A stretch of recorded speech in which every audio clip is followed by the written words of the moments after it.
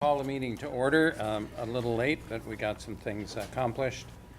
Roll call has been taken. Yes. Approval of the minutes of the 4/6/17 regular meeting. Motion to approve. I'll move. Second. Second. Any corrections or changes to those minutes? Hearing none. All in favor of the motion signify by saying aye. Aye. The next item on the agenda is election of officers, and we'll begin as we did, I think, last year, and simply go down the list of officers. Nomination for president of the Police and Fire, Marshfield Police and Fire Commission. I move to nominate Andy for president. And I'll second that motion. We have a motion and a second. Are there any other nominations? Any other nominations? Any other nominations? There are no more nominations. Call the question. All in favor of the motion signify by saying aye. Aye. Thank you. Understand that this is the last year that Andy Keel will be president. Mike, next year. I promise. Yeah. Nominations for vice president. I'll nominate Mike Myers. Thank you. Second? Second. We have a second. Any other nominations? Any others? Any others? I don't know why I'm supposed to say it 3 times, but they tell me I am. So, hearing no additional nominations, all in favor of the motion signify by saying aye. Aye. Okay, thank you. Any opposition to that? I think I heard everybody. So now we have to, secretary. Nominations for secretary of the commission. I'd like to make the motion for Nate Miller. Second. Okay, thank you. We have a motion and a second. Anyone else? Any other nominations? Any others? Hearing none, all in favor of the motion signify by saying aye. Aye. All opposed, same sign. Congratulations, Nate. Thank you. I think we've taken care of that piece of our business for now. Just don't forget Mike. Fifth item on our agenda is the approval of hiring patrol officer Anthony Klein. Where? Yeah, okay. There was a little event at the police station the other day for Anthony, and I was pleased to know I know both of his grandfathers. Nice guys. Yeah. So Anthony is our newest hire for the Marshfield Police Department. He comes to us, well, from Tomahawk, but originally from the city of Marshfield, where he was born and raised here, went to school. He actually interned with us for a little while during school before venturing on to his first job. We were fortunate enough to have him come back to Marshfield and call this home again. So I would look for a formal, I guess, approval of Anthony Klein as our newest member of the Marshfield Police Department as a patrol officer. Motion to approve the hiring of Officer Klein. I'll move. Second. Thank you. Any comments or questions? Welcome home. Thank you very much. All in favor of the motion signify by saying aye. Aye. Oh, wait a minute, we got to have a roll call. Parliamentarian, you should have reminded me. Myers. Yes. Meese. Yes. Gershman. Yes. Miller. Yes. Keel, yes. Motion carries. Congratulations.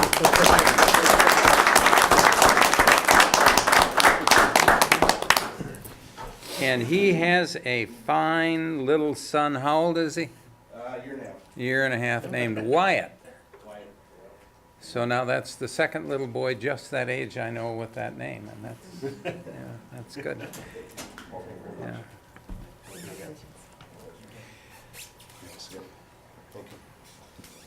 Welcome. The next item on the agenda is approval of Officer Derek Iverson's promotion to position of drug detective. Yes. At a previous meeting, we had, I had proposed and it was approved to change the drug officer position, which is an appointed position, to a drug detective position, which would be an appointed position. The This is something that years ago was a promotion. It went by the wayside as an appointment, but now I felt that it was very worthy of a promotion for the drug investigator or drug detective position. Through that, Derek was the one selected. Derek has been a drug officer working in that capacity for a little over 3 years now, and he was a very, I guess, perfect fit for that promotion. So Derek will be given his new detective badge, and we'll keep him off camera. But I would look for your official, I guess, approval of his promotion to drug detective. Thank you. Motion to approve his promotion to drug detective. So move. Second.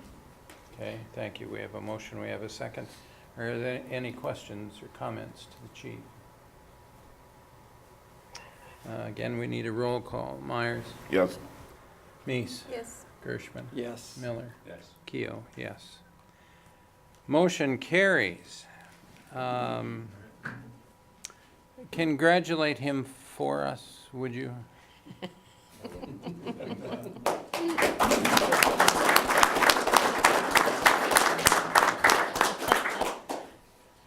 We I'm wouldn't. gonna bring a paper bag and holes in it, but You know, I half expected that. I really did. But anyhow. The next item on our agenda is police department bills. Would you yes. like to go through them for us? You have two sets of bills in front of you. One signed by Commissioner Gershman on the 3rd of April, the other signed by Commissioner Keo on the 18th of April. Couple of things to bring to your attention. On 7G, there was, let me get there, our speed signs that you see around the community. We put them in maybe some heavier traffic areas. We usually shut those off. They're cellular based. We shut those off during the winter months. We can also put messages on there. In front of Grant School, we have one there just to help with the congestion with the traffic on McMillan. So we have a message blinking on there saying, be patient, slow traffic ahead, or something of that matter. But these are speed signs that we place, like I said, throughout the community, are able to use it to monitor speed, be able to do traffic counts.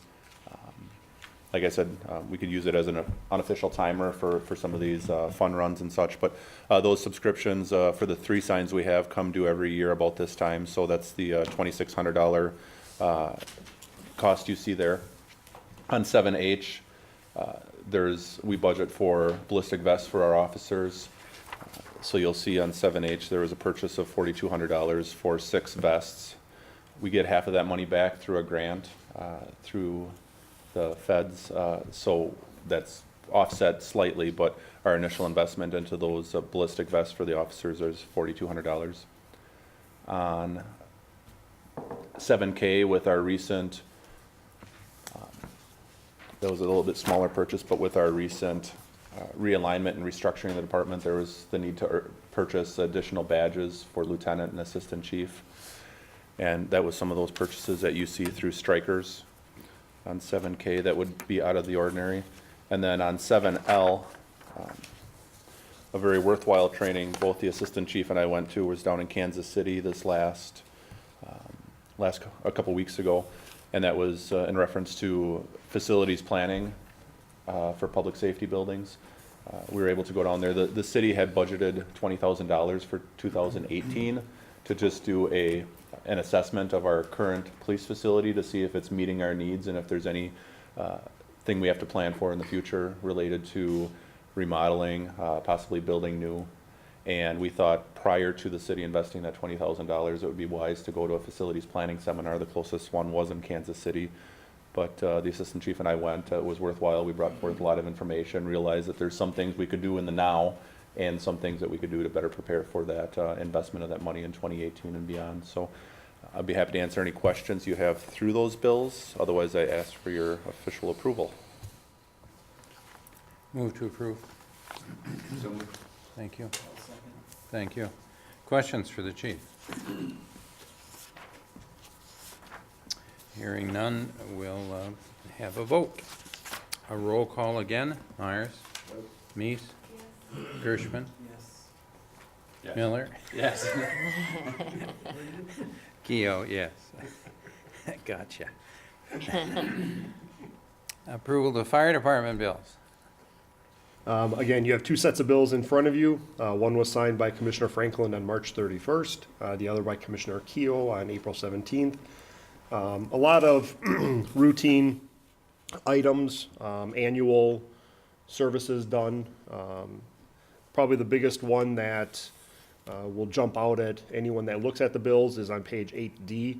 It's a payment made to Rosenbauer for the chassis on the new truck in the amount of $337,171. That's partial payment. The truck is now down in Nebraska, putting the box and the ladder onto the chassis. And so with that, I'd be happy to answer any questions and ask for your approval. Motion to approve the bills. So moved. Thank you. Questions for the chief? When do you expect to see the new truck completed? We're told it should be here sometime in September. Do you need special training now with the new truck and new That- stuff? That will, the training is all coming as part of when the dealer brings it.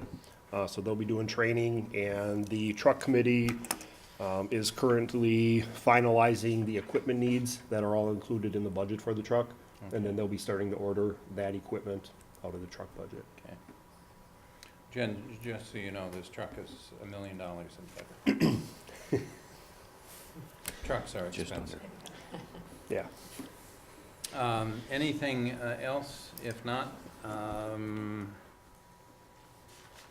do a roll call in favor of the motion. Myers? Yes. Meese? Yes. Gershman? Miller? Yes. And Keough, yes. Police Department activities, training reports, and correspondence packet. Chief Gramza. Yes, it was a busy month. I'll just bring a couple of things to your attention. On the last item on the 4th of April was some presentations that our ordinance officers did at the high school. This is the ongoing Student Citizens Academy that we host at the Marshfield Senior High.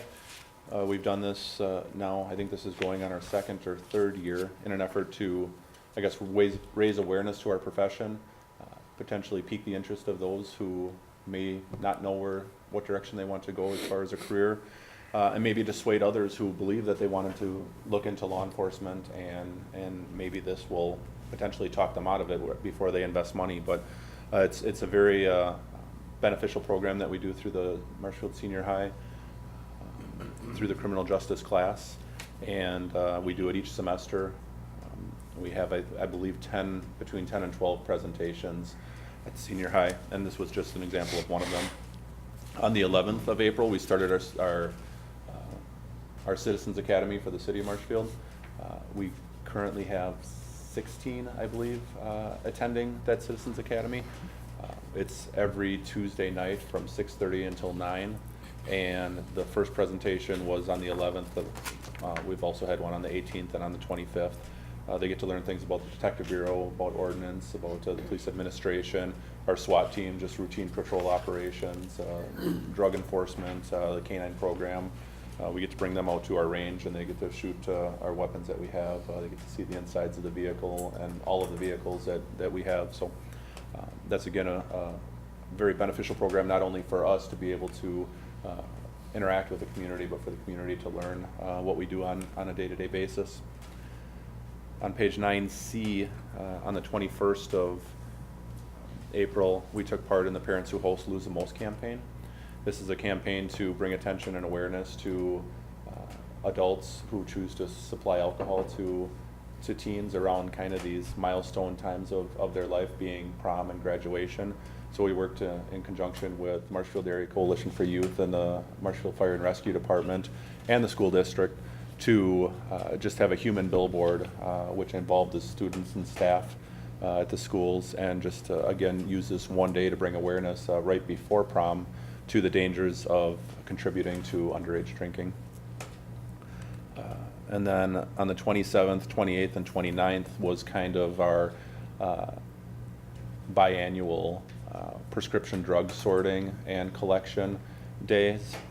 We do this, we collect the pharmaceuticals year-round, but twice a year we have to sort through them and package them up so that they can be transported to the appropriate facility and be incinerated. So the 27th is when that sorting took place at the Marshfield Police Department. Groundwater Guardians helps us quite a bit. There's a couple pharmacies in town that come and assist, and we have a handful of volunteers that help us sort and package those prescriptions and other medications. And then the 28th, we had a collection from 9 a.m. until 4 p.m. at Marshfield Clinic in the main lobby. And then on the 29th was at Shopko from 10 a.m. until 2 p.m. In total, we had, I believe, just shy of 800 pounds of pharmaceuticals for this 6 months. It's about average to what we have on an annual basis. I know we're roughly, since we've been doing this, which dates back to about, I believe 2005 or 2006, before we had the permanent drop box, I think right now we're close to 12,000 pounds of pharmaceuticals we've taken back since that time. So definitely a good way to dispose of the medications, the unused or expired medications, rather than letting them pile up in one's cabinets, or be able to be in, I guess, reach of someone who it's not prescribed to.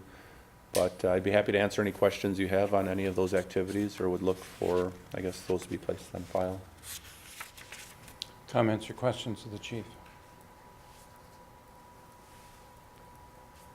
Thank you, Chief Grimson. Fire Department, activities, stuff. So again, it was another busy month for us. Quite a few ride-along students from the Tech College. They're finishing up their courses. They need a certain amount of patient contacts. We continue that program. Critical care paramedic class completed this month. April 13th was the last day. All of our medics successfully passed. They are all now endorsed with the state of Wisconsin as critical care paramedic, which is the highest level pre-hospital. So we're very pleased with that. All department personnel completed their annual or their biannual CPR refresher. And then a couple of notes on 10A. One of our firefighter paramedics, John Altman, went out to Richfield Fire Department and did ambulance and equipment familiarization with them. Richfield is one of our first responder groups, and it was a very beneficial training session for them. A lot of positive comments from the Richfield Fire Department as well as John. 10B, on-duty shift participated in the annual Children's Fest at the high school. It was another successful year for that, a lot of educational opportunities. 10D, again, we assisted the PD with the Parents Who Host Lose the Most campaign. We had the ladder truck at the high school and an ambulance at Columbus. 10E, the on-duty ambulance crew participated in a mock crash in Auburndale. Auburndale Fire put this on for their students as part of the prom week. It was to show the dangers of texting and driving. So they went out, they had to extricate. It was actually a vehicle that hit a tractor, I believe. They extricated, our crew transported, treated patients. And that too was a very positive event. Thank you note is included in there. And then a couple of other quick department updates. Over the past month or so, in preparation of the budget, we have been looking at maintenance items. We've been trying to make sure that the amount that we're going to put in the budget this year for maintenance is accurate. It's enough. We found there are some pieces of equipment attached to the building, boilers, heaters, floors, that are in need of repair, that are in need of maintenance. They are being addressed, and it's really been Deputy Chief DeGrand who has spearheaded the repairs, and looking at the process going forward of how we're going to make sure these are taken care of annually. And so there will be assignments, checklists, other things that are being established, so that we don't have this in the future. So that's been a challenge for us over the past month or so, but we are working through it and getting a plan together so we don't have this in the future. Through the Wisconsin State Fire Chiefs Association, I have enrolled in a mentor program. I talked with my mentor yesterday, Chief Mike Romas from the Sheboygan Fire Department. I know Mike, I've met him before. Seems like it'll be a very good program. He's willing to help in anything I need. I also have another chief from the western side of the state who's a chief of a volunteer department, but I'm good friends with him, and he also has offered if I need anything, if I have any questions, I'm free to call him. I'll be meeting with Mike in the near future here, either over in Sheboygan, halfway, or here. We're talking about that yet. And then just a real quick update on the promotional process. We had 12 candidates initially apply. We've had one drop out for personal reasons. So we have 11 going through the process. We have 4 going for relief lieutenant, 4 for lieutenant, and then 9 for the deputy chief positions. Some of the lieutenants and actually 1 or 2 of the relief lieutenant candidates are also going for deputies. That's why there's, if you add 9 and 4s, they don't add up to 11. The assessment is, the assessment center is May 23rd here at the fire department. If any of you are interested in participating, we would be happy to have you here. It is an all-day event, but if you're interested, just let me know and we will definitely put you to work. So with that, that is all that I have. I'm happy to answer any questions and ask that you accept and place in file. Questions for the chief?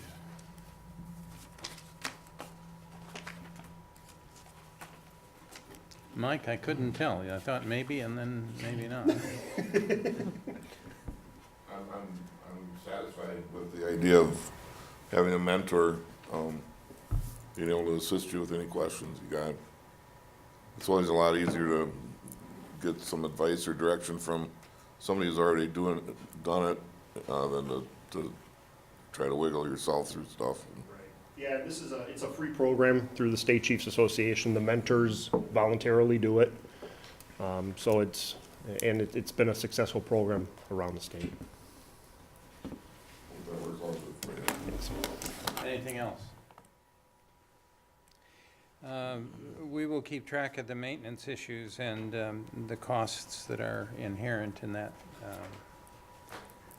And I am very pleased with the number of fire department employees who have stepped up and expressed interest in the open positions. That's really fine, really fine. All right. Request permission to solicit businesses for donations to be used during the annual Fire Prevention Week activities. Chief, that's a regular. This is a regular annual request. One member of our fire prevention team contacts the local businesses, requests donations for handout during Fire Prevention Week school visits, for prizes, for the contests that we do. It's an annual thing. Usually we have a very good response by local businesses. We've had items from the Packers, from the Brewers. We've had water parks. We've had airplane rides, bikes. We've had a lot of things. Brian Barnes, who heads that up, does a phenomenal job. So we would just ask for permission to do that again this year. I suppose we should vote on that. Motion to approve the soliciting. Thank you. Thank you. Any additional comments or questions from the chief, for the chief? Hearing none, all in favor of the motion signify by saying aye. All opposed, same sign. The motion carries. Good luck with your fundraising, chief. Thank you. The next item on the agenda will be Deputy Chief DeGrand. And this is a substantial shift, I think, in the long history of inspections and so on in the community. So would you want to help us understand what's going on? Currently, the fire department inspects all the businesses in the city of Marshfield twice a year. In doing so, that's about 5,500 inspections, visits that we're doing to the businesses in the area. What I'm requesting permission to do is look at changing that to the businesses per state statutes that allow us to go down to one per year, like apartment complexes, businesses down Central Avenue, anything that does not have high hazards in them would be a once-a-year inspection. All the other larger businesses that are higher hazards, higher threats to the community would still be a twice-a-year inspection. So what I'm asking to do is ask your permission to go to one inspection per year for the businesses that we're allowed to by state statute, and still do the twice a year on the businesses that we are required. By doing this, it kind of rolls into the next agenda item, but we are revamping the current position I am in and putting the person in fire prevention role would be the main inspector for the city of Marshfield. So there's going to be, instead of a different inspector coming to your business every 6 months, it would be pretty much the same face every year. So it'd be a constant, you're going to see the same guy, same person, him or her come to your business. So you will always have it. It provides more consistency from our aspect of the department. Is there anything I'm missing? It still averages, I'm going to use the word that I would be out around 10 to 11 inspections per day required out of me to complete the inspections. Comments or questions for Deputy Chief? So if a business has a finding, though the statute requires you go back more frequently, so do they get on a more frequent visit list? Yes. Okay. Yes, that would be part of the issue. If we're constantly going to the same business and the same violations, they would get back into at minimum the twice a year inspection. But right now, when we do inspections, if we find a violation, they have 6 months to correct it. So I think with going to once a year, we would probably give them a month to correct it. We're going to shorten that time frame. We're not going to give them a year. And life safety issues are still 24 hours. So it doesn't matter which business it would be. The biggest advantage is the consistency of the inspection rather than using lieutenants. Not that they've done a poor job, but it's a different opinion. Correct. So I think that's a very positive thing. And that's a good point. With the current way we're set up, the lieutenants go out and do all the inspections. It's pulling them away from their shifts when they go out and do training. If there's a fire call comes in, they have to leave the inspection, whether they're done, halfway done, or just starting, and then they have to turn around and come back. That's an inconvenience to the business owner, where the person in this position does not have to leave unless it's a larger scale event or there's more help needed. So fire call comes in, I can still complete your inspection, move on to the next one, and keep going while that's being maintained. You said 10 to 11 per day still? Is that doable? I don't know how long one takes. Every location is going to be a little different. That's a long day. Is there an hour each? They are. Yeah, and the inspections, they vary. Some of the inspections take 2 minutes. Okay. Some of the apartments above the businesses on Central, all we can inspect is the common area. So you walk up the stairs, it looks good. You walk down the hall, it looks good. You walk down the back stairs, you're done. So some of them are very easy, some of them are very complex. The shifts and the lieutenants would still do some inspections. They would do some of the more complex, high hazard, like Marshfield Door or Felker or something like that, because that's going to get the crews in to be able to see what's happening inside those buildings and understand layouts. But for the small business owners, the apartments, one time a year is sufficient. And like Craig had said, if they have violations, if it's something minor that's fixable right there, it's not an issue. But if it's something that's more serious or past history says they tend to do this a lot, they'll remain on that 2 times a year. Jen, one of the, again, this is part of the history of things. The next item on the agenda is approval of the deputy chief's position. A retirement occurred. The chief has proposed filling that position, but with a different set of requirements, if you like. There's some responsibility shifting occurring in this whole process. And probably the biggest thing from my perspective is reducing the responsibility of the lieutenants to do fire inspections so they can spend more time working with their crews. That's their principal job. And giving more inspection responsibility directly to the deputy chief. So the idea of going from 2 to 1, my understanding is that there are a number of communities that are doing 1 a year. It's not proved to be a disadvantage to the community. It certainly is an opportunity to reallocate resources within the department. We'll have to see what we all vote on, but they would like permission to go forward with this. Do you need more information, or are you comfortable with where we are with this? I'm fine. The only question I would have had, and it was answered, was that there was an advantage to having different people go through the different buildings to familiarize themselves with the layouts and things like that. So, that, I mean, if you were ever called to the place, you would know different things, but I guess you've got that covered. Yeah, there are, we actually talked about this the other day with Nate, like where you guys work, that was the first time Craig and I had been in there.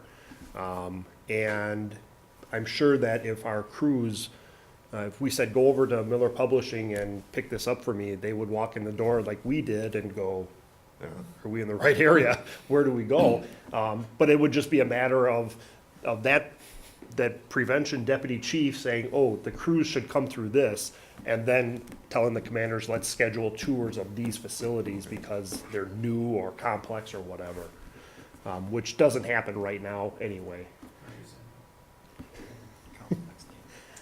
Well, they've, the deputy chief and the chief have asked permission to go to 1 inspection a year in low-risk facilities, maintaining 2 a year in higher-risk facilities. Motion to approve that? I'll move. Is there a second? Second. Thank you. Any additional discussion or questions of Deputy Chief or the Chief? All in favor of the motion signify by saying aye. Aye. Aye. All opposed, same sign. The motion carries. And the last item on the agenda is approval to retain and refill the Deputy Chief of Fire Prevention position. There has been considerable discussion, Jen, among the commission on this. And you might want to talk us through it quickly, and then we'll go forward. Sure. As everyone here, except maybe Commissioner Meese, knows that Deputy Chief Erickson retired in January. He was in charge of prevention. We're asking to refill his position. Currently, Craig is temporarily, I have to always emphasize temporarily, in that position. In that position. And that position, we compared costs between the deputy chief position and if we made that a lieutenant position, and the costs are minimal difference, very, very minimal. I think there's more benefits to retaining it as a deputy chief. They can be sent to the academy out in Emmitsburg, Maryland, at no additional cost for overtime. special events, that type of thing, so we can use them more. The new job description indicates they have 60% of the inspections initially. And that may change as we go forward. Again, that one inspection a year is gonna be a trial to see where we're at, but they will be doing majority of the inspections. This would provide the lieutenants on the shifts to train their shifts, train with their shifts, and supervise their shift members. It will allow the shift commanders, the deputy chiefs, to focus a lot more on program administration as well as the day-to-day activities. So with that, I ask for your approval to refill that deputy chief of prevention position, and I'd be happy to answer any additional questions you may have. I appreciate just a comment, I appreciate the effort that you went into evaluating the position and also defining the role and the tasks and the time. And I think that was a necessary process to really look at what that role can do or couldn't do, and also more efficiently. So, you know, my personal feeling is I'm in support of retaining the position. I'd like to make that motion. You make the motion. Yep. Is there a second to the motion? Second. Mike and Nate seconded the motion.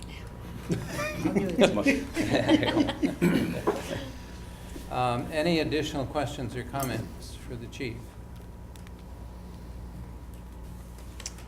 Okay, we'll call the question. All in favor of the motion and to retain and refill? Roll call. Oh, roll call. God, she's even got it in red. Still don't see it. That's good. All right, this is a vote to retain and refill Deputy Chief of Fire Prevention position with an updated position description. Myers. Yes. Meese. Yes. Gershman. Yes. Miller.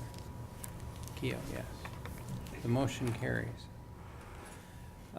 Is there any other business to bring before the assembly?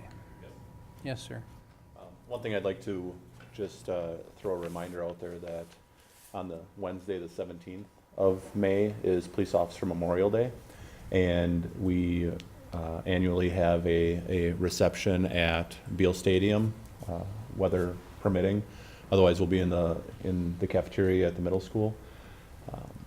One thing we're doing this year, that's Police Memorial is to where we honor those who have lost their lives in the profession over the last year, but then anyone that we've lost locally, which was Officer Fred Beal years ago.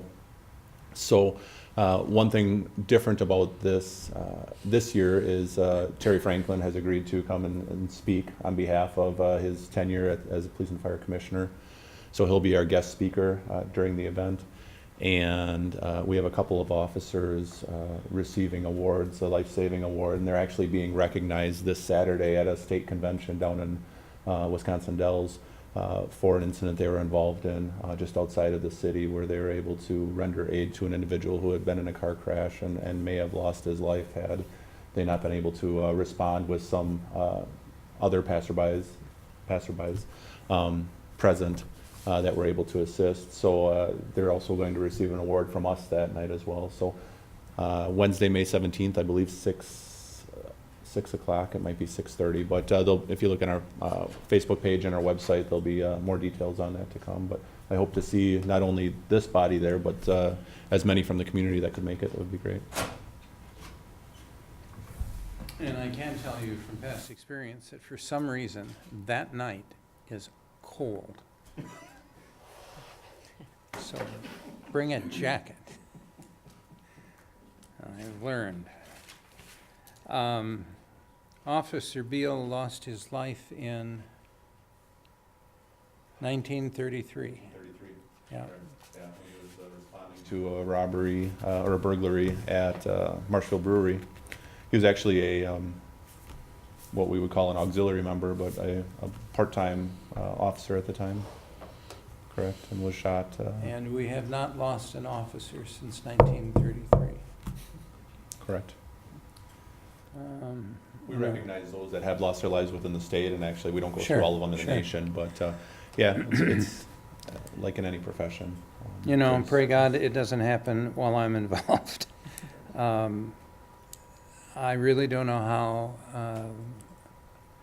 I would handle it if we lost a policeman or a fireman, and I just can't imagine the situation. Are there any other things to talk about this morning? Hearing none, I will say we are adjourned, and thank you very much. Thanks, Andy.